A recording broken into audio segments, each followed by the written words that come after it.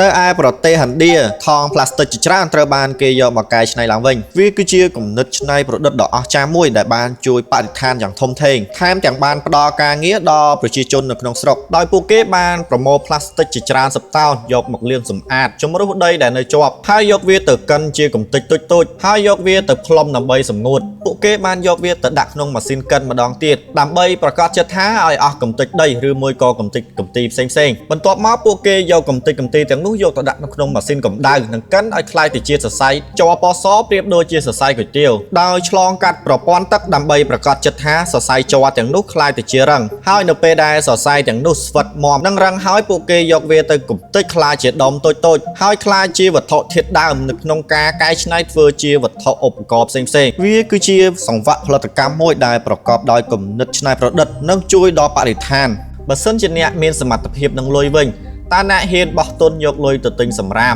យកមកកែច្នៃធ្វើបែបនេះដែរឬទេ